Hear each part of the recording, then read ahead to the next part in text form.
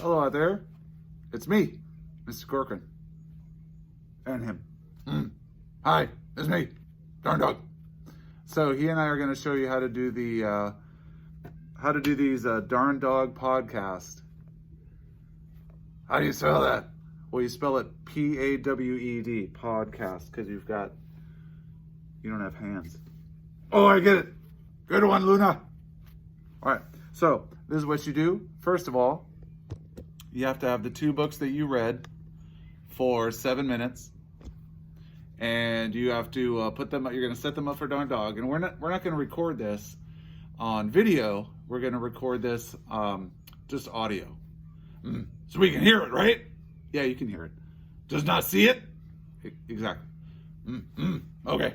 So then what I do, so I'm the kid in this situation. So what I did was I wrote down on this. I wrote down here, this is the first book I read, and it was this, just in case. And the second book down here, this other book down here, was this one, Lemonade War. Now, you can read whichever you want first to Darn Dog. I'm going to do the book that I recommend the most second. So the first book, I recommend it. So I'm going to talk about it for 2 minutes. Ready? I'm ready. You ready? Ready. Okay, so 2 minutes. Hey there, Darn Dog. Hey, student. You can just say Mr. Corcoran. Hey, Mr. Corcoran. So I read 2 books. Can I tell you about them? Please do. So the 2 books I read, the first book I read, or I'm going to share with you, is called The Lemonade War by Jacqueline Davis, or Davies, I guess. And there were 2 things that stood out to me when I read this. Tell me about it. Okay. What I read was, there's a boy, and he's in the book, he's laying down on the floor.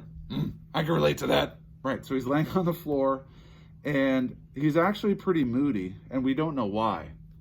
And so he's having some, he's having some moody emotions, and he's listening to the sounds. He's listening to the sounds of his mother in the kitchen. I do that with you and Debbie and them too. Listen to the sounds.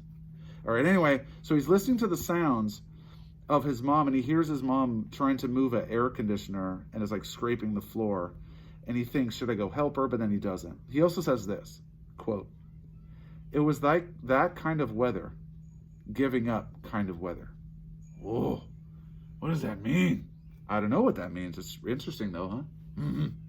Then, so his little sibling comes in. The kid's name is Jesse, and I don't know if it's a boy or a girl, but the little sibling Jesse is like asking. Obviously, the little kid wants to do something with the main character, and this is what the main character said, or the narrator says this: "They were trying to sound like the most boring person in the whole planet. If he kept it up, Jesse might leave him alone." Oh, sounds like he wants some alone time. Yeah. Like, when I go lay down on the deck, and I lay down, I just want to be left alone. Well, yeah, that's how this character is too. Interesting. So yeah, it's a pretty, I only read 7 pages, but it sounds like a book about a sensitive kid who is not looking forward to going back to school. And also there's some mystery about a letter. Like, letter A? No, like a letter came in the mail, and then he like has to figure out, or we as readers have to figure out, like, is the letter the reason he's in a bad mood? Could be. Yeah. So that's the first book. Now here's the second book.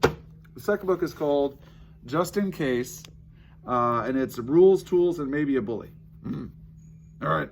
Tell me about that. All right. So here's my 2-minute timer on that. So I really enjoyed reading 6 pages of this book. How come? Well, here's a quote. I like this quote a lot. Quote is, "I'm not a huge fan of surprises, or the word hurry, or pie.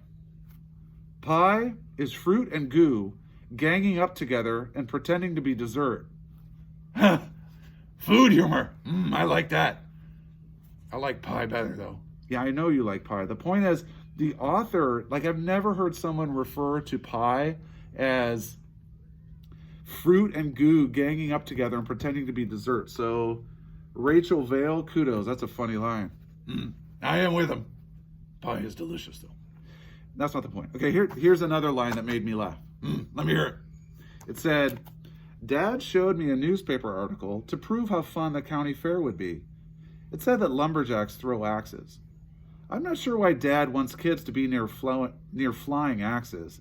I'm now pretending to have a good attitude just in case Dad is secretly evil. What? It's a joke.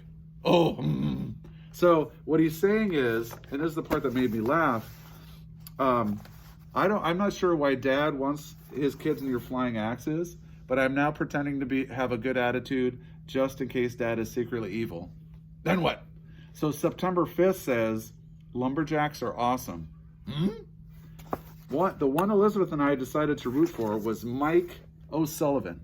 He came in second in sawing through a tree trunk, 3.1 seconds, and first in chopping the top half of a log off the bottom half, 7.3 seconds. Oh, so it's got math in it. Yeah, but you don't have to solve a problem or anything. He also got first prize in tossing an axe at a target to slice open the can of soda that is squished into the bullseye. That sounds incredible! I know, doesn't it? That's an actual event. Throw an axe at a target and explode a soda. I am totally going to be a lumberjack when I grow up. Or at least for Halloween. Man, I think I want to be a lumberjack for Halloween. Especially when I could drink the soda when I explode with my axe. All right, darn dog. So what do you think of these two books? Do you think you'll read one of them? Well, I'll definitely read just in case. Lemonade War, maybe later, when I'm feeling more like a serious book, because I like serious books sometimes.